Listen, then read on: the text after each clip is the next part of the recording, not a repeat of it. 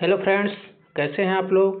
Friends, आज का topic है हमारा हिंदी ग्रामर में समास। पिछली कक्षा में हमने समास का पार्ट 1 चैप्टर पढ़ा दिया था, जिसमें हमने द्वंद्व और द्विगु समास के बारे में बताया था और समास क्या होता है इसके बारे में हमने बताया था और कहा था भी कि अगले में समास का जितना 6 होते हैं टाइप्स वो सब कंप्लीट कराएंगे। तो आज का हमारा पार्ट 2 समास का टॉपिक है। चलिए ज़्यादा समय ना लेते हुए आज चलते हैं समास में। देखिए, समास जो होता है, समास में हमने पढ़ाया था आपको द्वंद्व और द्विगु समास पढ़ा दिया था। तीसरा है बहुव्रीहि समास।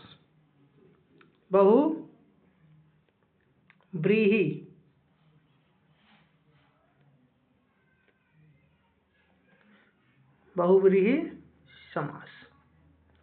देखिए, बहुव्रीहि समास किसे कहते हैं। बहुव्रीहि समास में सबसे पहले यह पहचानने का तरीका है, इसमें दोनों जो पद होते हैं, अब पद क्या होता है हमने पिछली कक्षा में पढ़ाया था, पूरे डिटेल्स में पढ़ाया था, ठीक है। इसमें जो पद होते हैं, पद अप्रधान होते हैं, इसमें कोई प्रधान नहीं होता है। दोनों पद क्या होते हैं, अप्रधान होते हैं।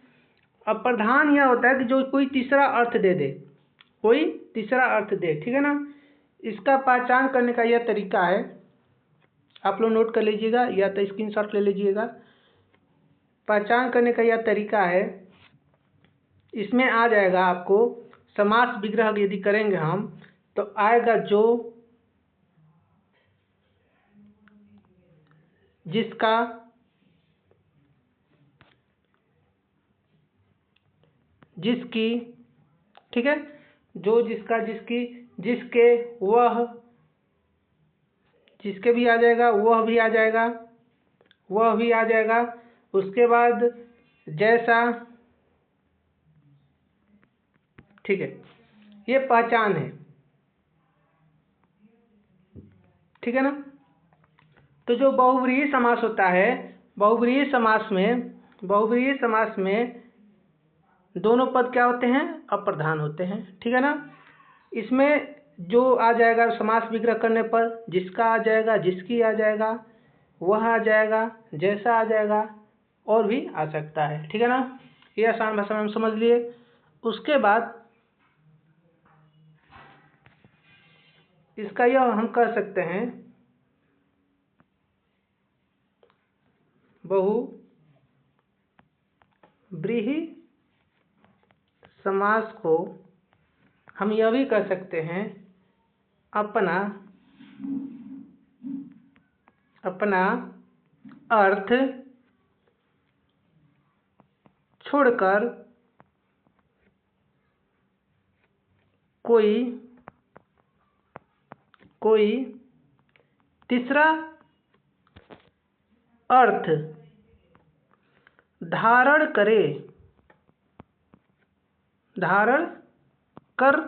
करे या कर लेता है, ठीक है ना। तीसरा जो होता है, तीसरा जो पद होता है वो क्या होता है, प्रधान। दोनों पद इसमें क्या होते हैं, अप्रधान। तीसरा पद क्या होता है, प्रधान होता है, ठीक है ना। तीसरा पद प्रधान होता है, ठीक है। ये बहुव्रीहि समास हो गया। जैसे में इसका एग्जाम्पल हम यह ले सकते हैं,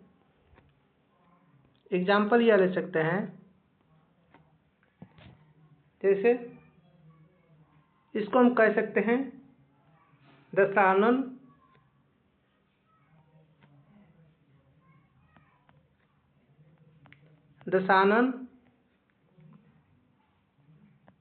पंचानन,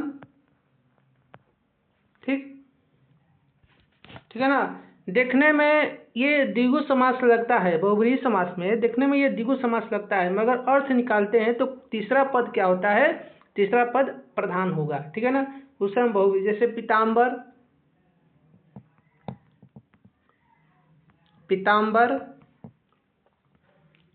हम किसको कहते हैं, ठीक है। जैसे में हम ले सकते हैं एक और एग्जाम्पल, नीलकंठ। नीलकंठ किसे कहते हैं? नीलकंठ हम शिव को कहते हैं। ठीक है। लंबोदर, लंबा है जिसका उदर, इसको हम गणेश जी को कहते हैं। ठीक है ना। ये बहुब्रीहि समास का कुछ उदाहरण हो गया। ठीक है ना। अगला क्या है? अगला आपका है, अगला 3 नंबर में बहुब्रीहि समास हो गया। 4th नंबर में आपका होगा समास। टोटल 6 होते हैं, तो 4th नंबर में यह होगा कर्मधारय समास। कर्मधारय समास। अब देखिए, कर्मधारय समास किसे कहते हैं? कर्मधारय समास का ये एक आसान भाषा में इसको कह सकते हैं कि कर्मधारय में इसका एक रूपी आ जाए समास विग्रह करने पर, या के समान आ जाए, के समान आ जाए, रूपी या के समान। ठीक है ना। इसमें संज्ञा और सर्वनाम होता है। जैसे जिस समास में इसका, जैसे में डिफिनीशन इसका लिख सकते हैं। डिफिनीशन ये भी हो सकता है आपका 4th में, कर्मधारय समास। कर्मधारय समास में डिफिनीशन ये हो जाएगा, जिस समास में एक पद क्या होगा? एक पद उपमेय हो जाएगा। एक पद उपमेय और दूसरा पद उपमान। दूसरा पद क्या हो जाएगा? उपमान हो। दूसरा पद उपमान हो, उसे हम क्या कहते हैं? कर्मधारय समास कहते हैं। उसे हम कर्मधारय समास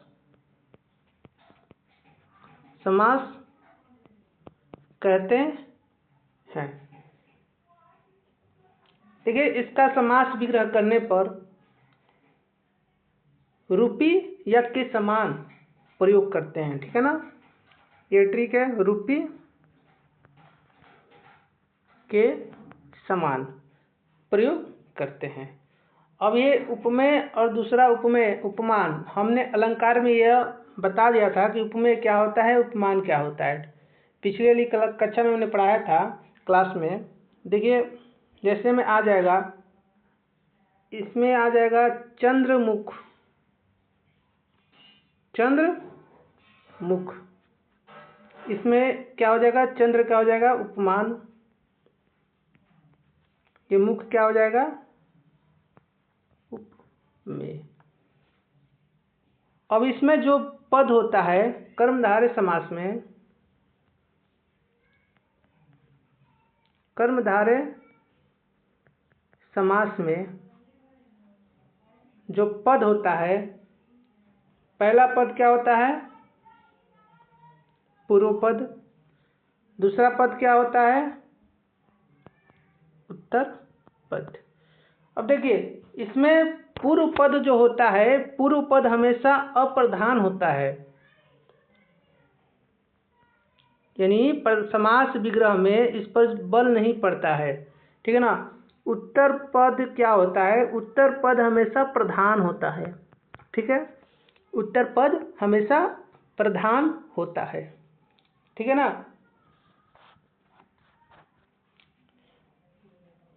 तो इसमें क्वेश्चन में पूछ देता है कि कौन सा समास है जिसमें उत्तर पद प्रधान हो, तो ये कर्मधारय समास हो जाएगा। एग्जाम्पल यह है, एग्जाम्पल में ये कह सकते हैं महादेव। ठीक। नीलगाय। ठीक। इसमें विशेषण और विशेष भी पाए जाते हैं। अब जैसे में आ गया महादेव नीलगाय आ गया, फिर से आ जाएगा नीलकमल, नील कमल। तो ये जो नील है, नील, तो ये क्या है, ये विशेषण हो जाएगा, और ये कमल क्या है, विशेष्य। अब विशेषण और विशेष्य क्या होता है उसके बारे में हम बता रहे हैं। मान लीजिए एक एग्जाम्पल ले रहे हैं हम, मोहन मोहन बहुत अच्छा है। अब देखिए, अच्छा होना यानी क्वालिटी होना, इसमें क्या होगा, यहाँ पर विशेषण हो जाएगा,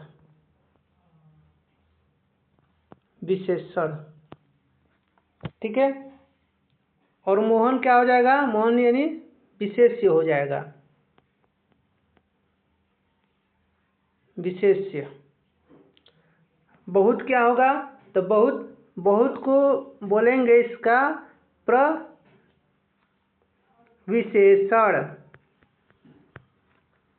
प्रविशेषण, ठीक है ना।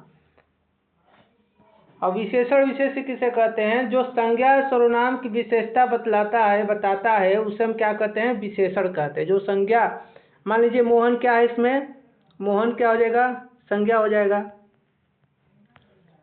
तो संज्ञा और सर्वनाम की जो विशेषता बताता है उससे हम क्या कहते हैं, विशेषण कहते हैं, ठीक है। जैसे इसमें कर्मधारय समास में एक आ गया भावसागर, भावसागर, कर्मधारय समास, भावसागर। तो भावसागर का हम वो करेंगे, विग्रह करेंगे तो क्या होगा, भाव रूपी सागर, भाव रूपी सागर, ठीक है। तो इसमें रूपी या के समान आएगा, इसमें दूसरा पद प्रधान होगा, प्रथम पद इसमें अप्रधान होगा। जैसे एक और एग्जांपल ले लेते हैं, महापुरुष, महापुरुष का कर्मधारय समास का विग्रह यह होगा। अब देखिए, महान है जो पुरुष, महान है जो पुरुष। जैसे एक और एग्जांपल लेते हैं, एक और एग्जांपल लेते हैं, नीलगाय,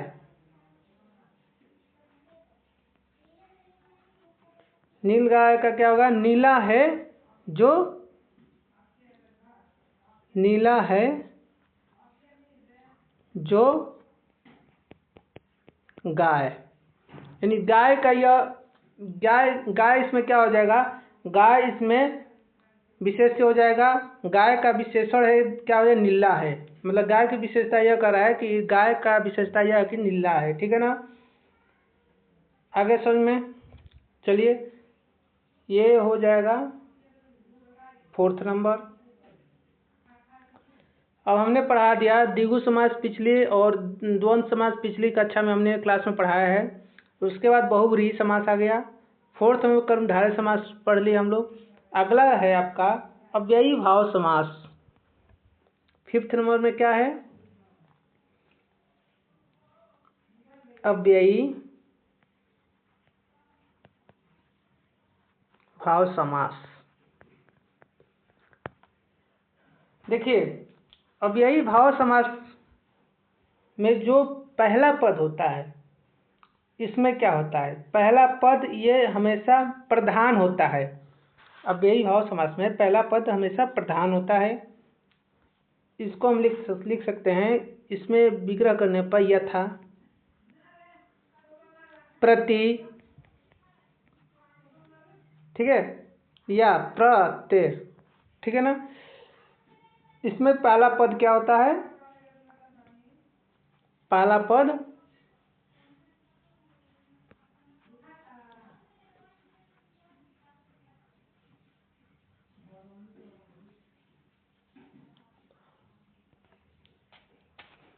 देखिए अव्ययी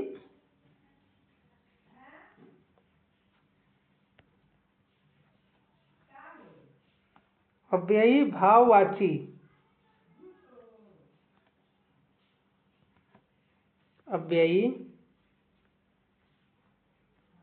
अव्ययीवाची में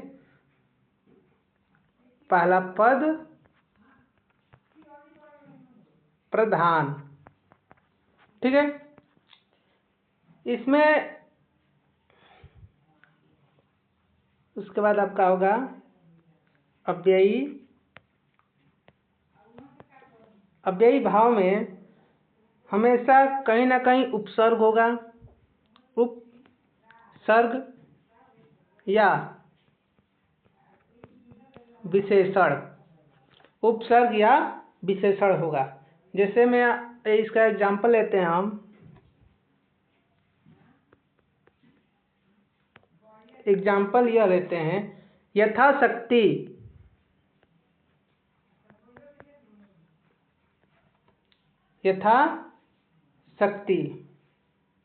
यथाशक्ति में जो यथा, अब इसमें से उपसर्ग जो होता है ना, ये उपसर्ग हो जाएगा यथा, तो ये क्या हो जाएगा, यथाशक्ति में इसका विग्रह या जिससे तोड़ेंगे इसको, तो यथा धन शक्ति, तो यथा जो है क्या है, उपसर्ग है।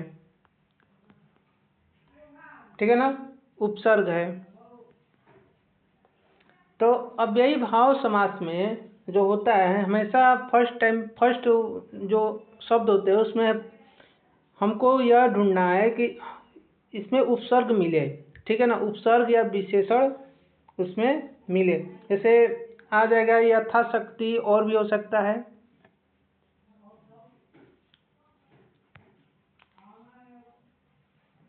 यथा धर्म। ठीक, अब जिसमें आ जाएगा प्रतिदिन, प्रतिदिन को हम करेंगे तो प्रतिधन दिन, इसका हो जाएगा प्रत्येक दिन। ठीक है, ऐसे हुआ प्रति माह, प्रति वर्ष, इसमें उस पहला शब्द क्या आ जाएगा, उपसर्ग आ जाएगा। ठीक है ना, जैसे में आ जाएगा अनुरूप। ठीक, इसको क्या तोड़ सकते हैं, अनुधन रूप। अनु क्या है, उपसर्ग है। आ से अजन्म हो जाएगा, आगमन हो जाएगा। ठीक, अब जो अव्ययी भाव समास में धीरे धीरे आ जाए, मान लीजिए इसका विपरीत ना आए, धीरे धीरे आ जाए, तो इसमें जो योजक चिन्ह है, तो आप लोग समझेंगे कि सर द्वंद्व समास है, हम पिछले कक्षा में पढ़ाए हैं। तो ये क्या हो जाएगा, धीरे धीरे समान समझ आ गया है ना, तो ये क्या हो जाएगा, अव्ययी भाव समास हो जाएगा। जैसे में बार बार आ जाएगा, कभी कभी आ जाएगा। ठीक है ना, जिस समास का, इसको हम यह लिख सकते हैं नोट में करके यह लिख सकते हैं,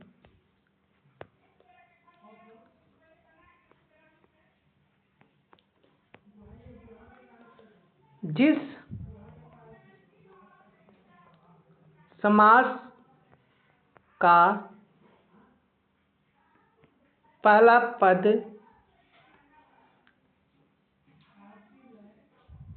पद यथा, प्रति,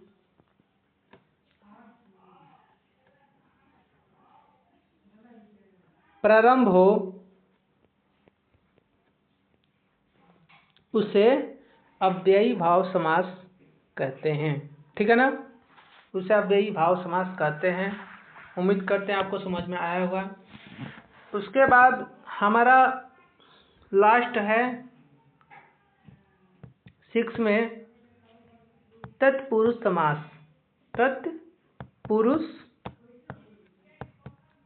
समास। ठीक, तत्पुरुष समास में इसको यह समझना है, जो पूर्व पद होता है और उसके बाद इसमें जो उत्तर पद होता है तो इसमें तो उत्तर पद क्या होता है, प्रधान होता है। उत्तर पद क्या होता है, प्रधान होता है। और उसके बाद पूर्व पद क्या होता है, सहायक काम करता है। क्या करता है, सहायक का कार्य करता है। इसमें किसी न किसी प्रकार से सहायक रहता है। तो यह कह सकते हैं जो तत्पुरुष समास में उत्तर पद होता है वो हमेशा प्रधान होता है। ठीक है ना। इसको हम यह भी लिख सकते हैं,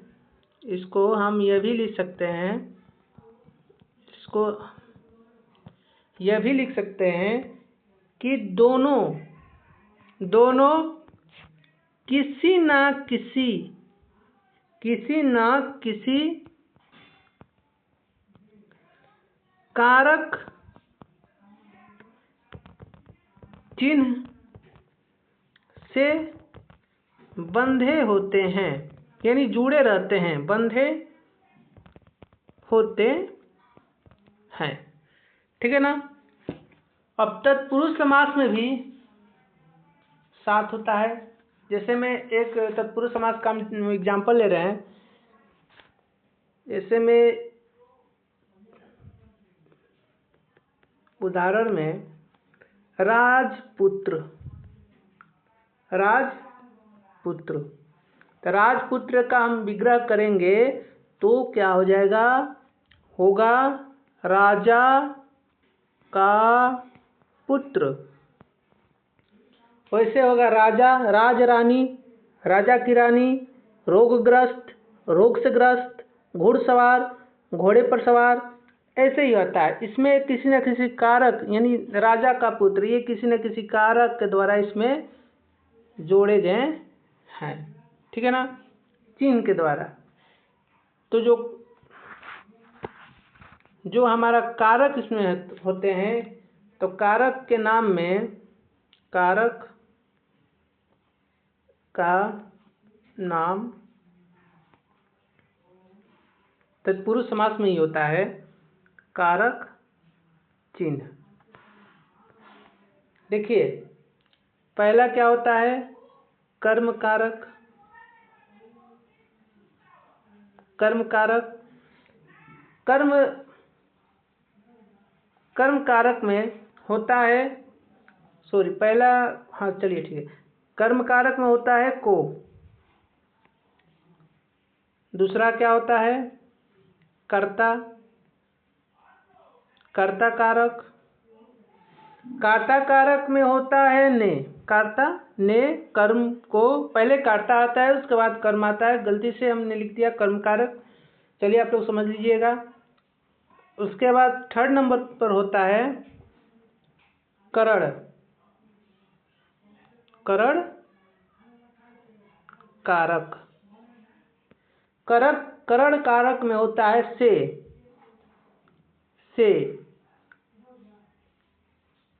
किसी न किसी कारण के द्वारा क्या होता है, जुड़ा रहता है।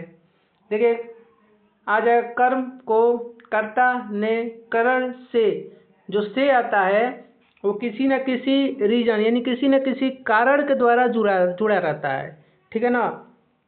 जैसे जो शब्द में दिया रहेगा, जो सेंटेंस दिया रहेगा, वाक्य दिया रहेगा, उसमें से आएगा तो कोई ना कोई उसमें कारण होगा, कोई ना कोई उसमें रीजन होगा। ठीक है ना, उससे वो जुड़ा रहता है। ठीक है ना। उसके बाद फोर्थ नंबर में आता है आता है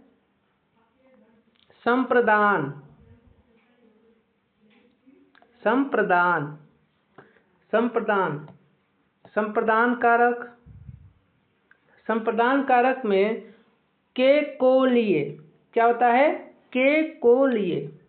इसका कारक चिन्ह क्या होता है, के को लिए। ऐसे समझना कि जिसको हम किसी को दे देना, यानी गिफ्ट के तौर पर हमेशा के लिए दे देना, प्रदान करना, किसी को देना। ठीक है ना। इसका कारक चिन्ह आएगा सेंटेंस में, वाक्य में, के को लिए, तो समझिए इसमें संप्रदान कारक है। फिफ्थ में क्या होता है, फिफ्थ में होता है आपदान अपादान। अपदान कारक में क्या होता है? से यानी अलग। से क्या होता है? अलग। इसमें आता है यानी अलग यानी अलगाव। अलग का मतलब क्या होता है? अलगाव। इसमें कंपेयर वाला भी आ सकता है, तुलना करना। तुलना करना, ठीक है ना। जैसे पेड़ से पत्ता गिरना, पेड़ से पत्ता गिरना।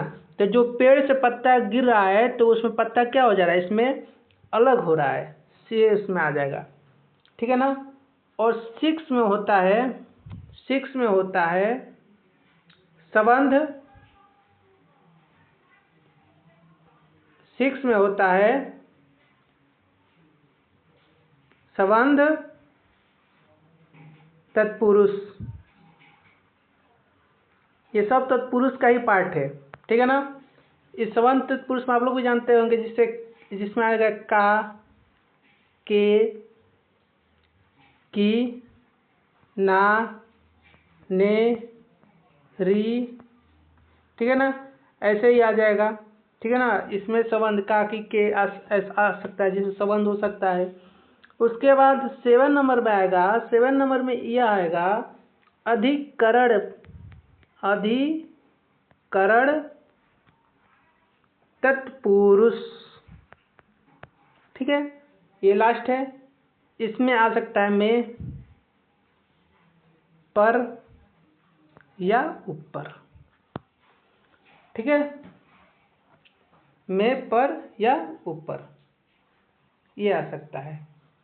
चलिए उसके बाद हम समझ लेते हैं कैसे क्या करना है। जैसे में आ गया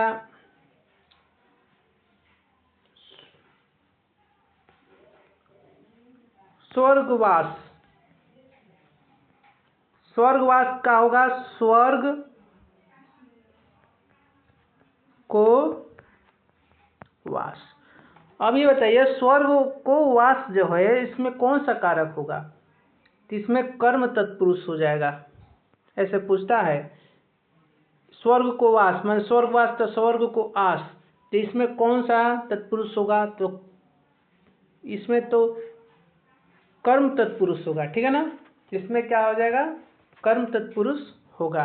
ऐसे क्वेश्चन दे देगा, कर्म तत्पुरुष होगा। उसके बाद आ जाएगा मन चाहा। मन चाहा, मन चाहा, इसका क्या हो जाएगा? मन से चाहा। तो मन से चाहा में क्या हो जाएगा? करण तत्पुरुष। इसको हम कह सकते हैं करण से, है ना। इसमें करण से बताया है ना, तो करण तत्पुरुष। ऐसे में हो जाएगा रसोई घर। इसका विग्रह करेंगे तो क्या होगा? रसोई के लिए घर, रसोई के लिए घर। अब के लिए किस में आ रहा था? संप्रदान, ठीक है। के लिए संप्रदान आ रहा था। ऐसे ही है, ठीक है ना। ये लास्ट हो गया। तत्पुरुष समास जो होता है इसका 7 हमने प्रकार बता दिया, कर्ता, कर्म, करण, संप्रदान, अपदान, संबंध, अधिकरण, ठीक है। तत्पुरुष समास के कुछ 3 अन्य भेद भी होते हैं। 3 अन्य भेद भी होते हैं।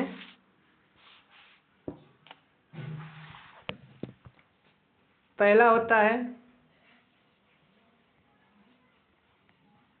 नज्ञ तत्पुरुष। इसमें जिसके प्रारंभ में अ हो या अन उपसर्ग हो वो हो जाएगा, ठीक है ना। अनदेखा, अनसुना, अनबोला, अशुद्ध, अविवेक, असमर्थ, ऐसे हो जाएगा। एक होता है दूसरा नंबर पे होगा प्रादि तत्पुरुष।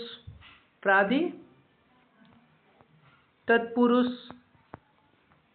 इसमें प्रादि में केवल प्र से जो शब्द स्टार्ट होगा उसमें उसका प्रादि तत्पुरुष हो जाएगा, और उलूक तत्पुरुष में केवल युधिष्ठिर ही होता है। और तीसरा में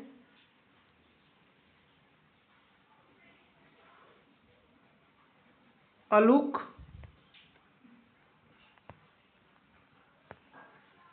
तत्पुरुष में युधिष्ठिर कर सकते हैं, ठीक है ना। ये एक्स्ट्रा फैक्ट है, तत्पुरुष के अन्य तीन जो बताए हमने भेद, ये एक्स्ट्रा फैक्ट है, इसको ज़्यादा पढ़ना नहीं है, जो वही पढ़ना है जो इम्पोर्टेंट हो, एग्जाम के थ्रू आए उसमें क्वेश्चन पूछे, ठीक है। आपको मैं बता दिया कि समास क्या होता है, समास का टोटल हमने भेद बता दिया, 6 होते हैं, कौन कौन होते हैं। चलिए हमने कुछ क्वेश्चन उसको हम करते हैं, क्वेश्चन में क्या क्या है। उसके बाद देखिए ये कह रहा है, क्वेश्चन नंबर फर्स्ट है कि दो अथवा दो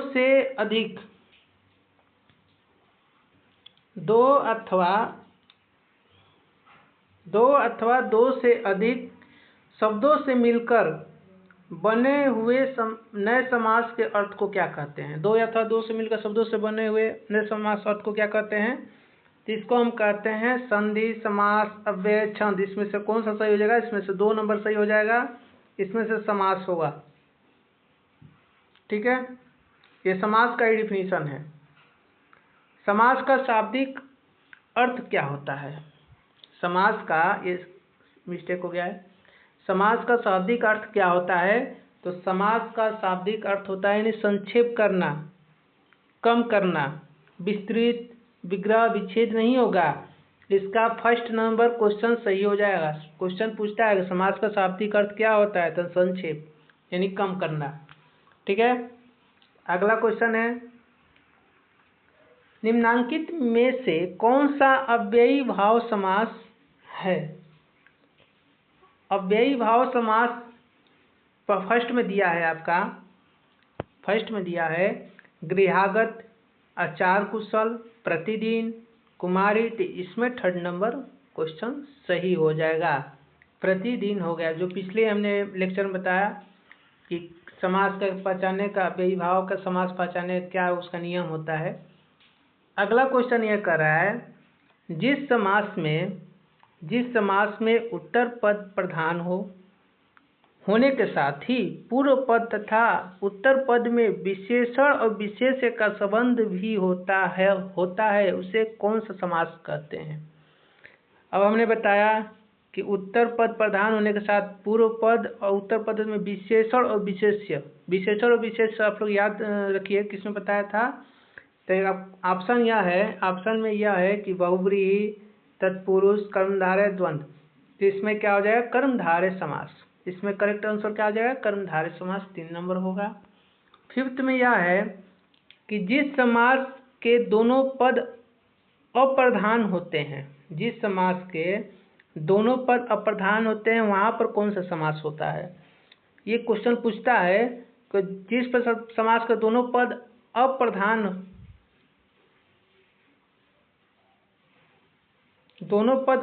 होता है। यहाँ पर आपका मिस्टेक हो गया है टाइपिंग में, ये हो जाएगा अप्रधान, ठीक है ना। दोनों पद अप्रधान होता है, कोई तीसरा अर्थ देता है, हमने बताया है भी है कि जो तीसरा अर्थ देता है वही प्रधान हो जाता है, तो बहुव्रीहि समास होगा, ठीक है। अगला क्वेश्चन यह कर रहा है कि दसमुख में कौन सा समास होगा। तो दसमुख में कौन सा समास होगा, तो इसमें आपका क्वेश्चन आंसर हो जाएगा 2 नंबर। इसमें आपका आंसर क्या हो जाएगा, 2 नंबर, ठीक है ना। इसमें आपका आंसर हो जाएगा बहुव्रीहि, इसमें आपका बहुव्रीहि समास हो जाएगा। अगला है सागपात में कौन सा समास है। अब यहाँ पर यदि हमने पिछले में बताया कि धीरे धीरे दे देगा, तो ये तो होगा नहीं। साग पात में कौन सा होगा? तो साग पात में द्वंद्व समास होगा, द्वंद्व समास होगा।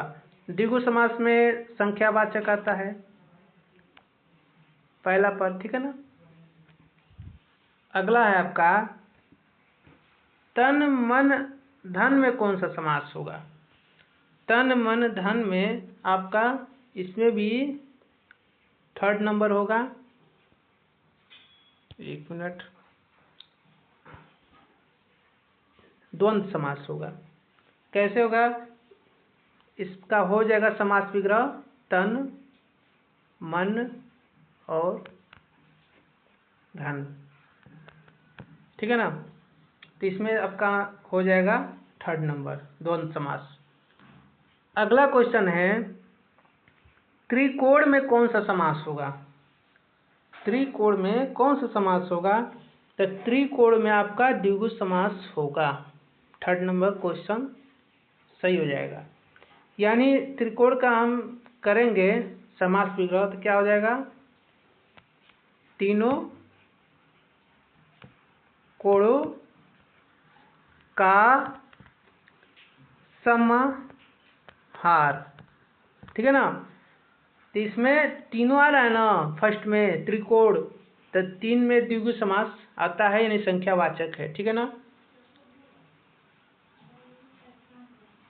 अगला आपका यह क्वेश्चन है राधा समास में राधा और कृष्ण को समस्त पद बताइए। अब देखिए हमने समस्त पद दिया था उसको समास विग्रह करने के लिए, इसमें कौन सा होगा, लेकिन अब समस्त पद ही पूछ दे रहा है तो इसमें कौन सा होगा? राधा कृष्ण में जो योजक का चिन्ह होगा, जो योजक का द्वंद्व समास में होता है ना, राधा योजक चिन्ह होता है, योजक चिन्ह होता है और अथवा या के सहारा जुड़ा रहता है, ठीक है ना। तो इसमें द्वंद्व समास होगा, राधा योजक चिन्ह लगेगा, कृष्ण हो जाएगा। ये नहीं होगा, ये नहीं होगा और उपयुक्त में से ये नहीं होगा। थर्ड नंबर आपका सही हो जाएगा। चलिए उम्मीद करते हैं आपको अच्छे से समझ में आया होगा। ये समास का पार्ट 2 है। आप लोग कमेंट में रिप्लाई दीजिएगा कि समास पर और भी वीडियो लाकर हमने कुछ क्वेश्चन आंसर करा दे ताकि और कंप्लीट हो जाए। आप लोग कमेंट में रिप्लाई दीजिएगा। आज के लिए इतना ही, बहुत बहुत धन्यवाद।